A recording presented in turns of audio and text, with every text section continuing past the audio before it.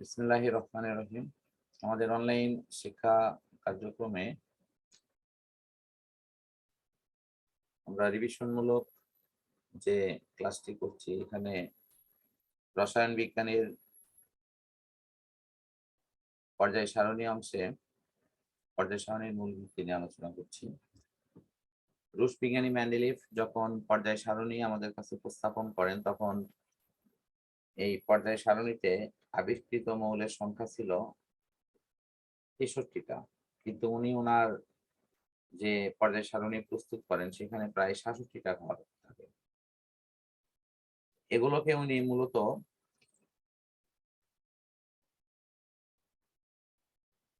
পারমাণবিক ভরের ক্রমবর্ধমান অনুসারে মৌলগুলোকে সাজিয়ে নেন, এবং ইনি এর সাথে ভবিষ্যৎবাণী করেন যে পরবর্তীতে আবিষ্কৃত মৌলগুলো দ্বারা অবশিষ্ট ঘরগুলো পূরণ হবে, এবং পরবর্তীতে তার কথাটি সত্যি প্রমাণিত হয়।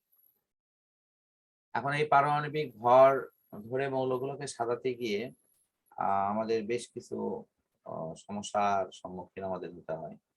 আমরা সমস্যাগুলো অন বাই অন ইনশাআল্লাহ দেখাচ্ছি। একটি হলো যে পটাশিয়াম এবং আর্গনের বেলায় আমরা যদি দেখি, তাহলে পটাশিয়াম এবং আর্গনের ক্ষেত্রে দেখা যাবে যে পটাশিয়ামের ভর হলো তোমার 19, আর্গনের ভর হলো 18। তো সেক্ষেত্রে আমরা এই পটাশিয়াম এবং আর্গনের যে প্রবলেমটা হয়, সেখানে দেখা যায় যে পটাশিয়ামের ভর যে 39 আমরা এখানে পাচ্ছি, আসলে 19 ছিল হলো পারমাণবিক সংখ্যা। তো এই পটাশিয়ামের ভর হলো 39, অন্যদিকে আর্গনের ভর আমরা যদি এখানে দেখি 40, তাহলে অটোমেটিক্যালি আর্গন পটাশিয়ামের স্থলে চলে যাবে আর পটাশিয়াম চলে আসবে আর্গনের স্থলে। ফলে দেখা যাবে যে অত্যন্ত সক্রিয় মৌল পটাশিয়াম সে অপেক্ষাকৃত নিষ্ক্রিয়, অর্থাৎ নিষ্ক্রিয় গ্রুপে এসে ঢুকছে। আবার নিষ্ক্রিয় মৌল আর্গন সে ঢুকছে সক্রিয় গ্রুপ 1-এ, সেটা পটাশিয়ামের স্থলে। ঠিক একই রকম সমস্যা দেখা দেয় তোমার হলো আয়োডিন এবং টেলুরিয়ামের বেলায়। এখানে আয়োডিনে দেখা যাচ্ছে 127 ভর, টেলুরিয়ামে হলো 128। সুতরাং ভর ক্রমবর্ধমান অনুসারে মৌলগুলোকে সাজানোর নীতিমালা যদি আমরা অবলম্বন করি, তাহলে এখানে দেখা যাবে যে 127, অর্থাৎ এই আয়োডিন যাবে টেলুরিয়ামের জায়গায়, আর টেলুরিয়াম আসবে হলো আয়োডিনের স্থানে। এর ফলে পর্যায় সারণীতে সাজানোর যে মৌলিক নীতিমালা, অর্থাৎ একই গ্রুপে একই ধরনের মৌলগুলো অবস্থান করবে, এই নীতিমালার কিন্তু লঙ্ঘন হবে। এই সমস্যার সমাধানের জন্য মেন্ডেলিভের ওই সূত্রটির একটু সংশোধন করা হয়। সেই সংশোধনে আমরা বলি যে পারমাণবিক ভরের ক্রমবর্ধমান অনুসারে নয়, পারমাণবিক সংখ্যা তথা প্রোটন সংখ্যা এর ক্রমবর্ধমান অনুসারে মৌলগুলোকে সাজানো হয়েছে।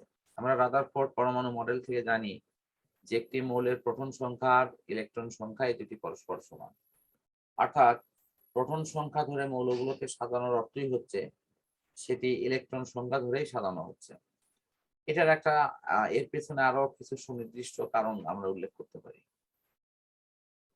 আমরা নিশ্চয়ই দেখি যে একটি মৌলের পারমাণবিক যদি ইলেকট্রন বিন্যাসকে আমরা যদি পর্যালোচনা করি, তাহলে এর ইলেকট্রনের স্তর যতগুলো, ওই মৌলের পর্যায় সংখ্যা তত। আর সর্বশেষ কক্ষপথের ইলেকট্রন সংখ্যার সাথে তাদের গ্রুপ সংখ্যার কিন্তু একটা সামঞ্জস্যপূর্ণ সম্পর্ক রয়েছে। সুতরাং সার্বিক আলোচনার পরিপ্রেক্ষিতে আমরা এই কথা নির্দ্বিধায় বলতে পারি যে পরমাণুতে মৌল গুলোর যে সার্বিক ধর্ম, একটি পর্যায় সারণীতে মৌলগুলোর অবস্থান, এটি প্রোটন সংখ্যা তথা পারমাণবিক সংখ্যা। এর অর্থ হচ্ছে যে পারমাণবিক সংখ্যা মানেই হলো তোমার সেটি কি তোমার ইলেকট্রন বিন্যাস কেন্দ্রিক যে বিষয়টি, সেটা এখানে কিন্তু চলে আসলো। এবং আমরা পর্যায় সারণীতে মৌলের অবস্থান নির্ণয় করার ক্ষেত্রেও কিন্তু সেটি দেখতে পেয়েছি। আমরা পর্যায় নির্ণয় করতে গিয়ে দেখতে পাইছি যে একটি পরমাণুর পর্যায় সংখ্যা তার ইলেকট্রন স্তরের সাথে সম্পর্কিত, আর সর্বশেষ কক্ষপথের ইলেকট্রন সংখ্যা তার গ্রুপের সাথে সংশ্লিষ্ট। সুতরাং এই পরিপ্রেক্ষিতে আমরা অনায়াসে বলতে পারি যে পর্যায় সারণীতে মৌলগুলোর যে অবস্থান সেটির সাথে ইলেকট্রন বিন্যাসটি অতপ্রতভাবে জড়িত। ঠিক আছে, স্যার। আমরা এরপরে পর্যায় সারণীর কিছু ব্যতিক্রম নিয়ে দেখবো, যেমন হাইড্রোজেনের অবস্থান নিয়ে। হাইড্রোজেনের অবস্থানটি একটি বিতর্কিত অবস্থান, কারণ এটি গ্রুপ 1 অর্থাৎ ক্ষার ধাতুর সাথেও এটির ভালো মিল আছে ধর্মের, আবার এটি তোমার হ্যালোজেন গ্রুপের সাথেও কিন্তু এর ভালো মিল আছে। তো আমরা এই হাইড্রোজেনের অবস্থানটি এখনো সুনির্দিষ্টভাবে নির্ণয় করতে পারিনি, এটি আধুনিক পর্যায় সারণীতে এটি উপরে স্থান দেওয়া হয়েছে।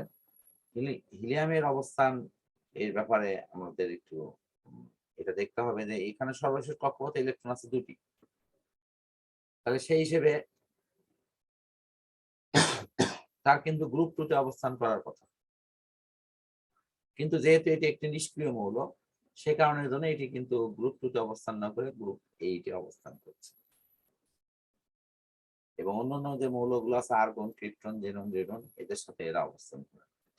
ল্যান্থেনাইটস এবং অ্যাক্টিনাইট সিরিজ, এই ল্যান্থেনাইটস এবং অ্যাক্টিনাইট সিরিজের যে 15-30টি মৌল, অর্থাৎ আমরা এই মেইন সদস্যকে যদি বাদ দিই, ল্যান্থেনাইটস এবং অ্যাক্টিনাইটস এই অপশনটাকে বাদ দিই,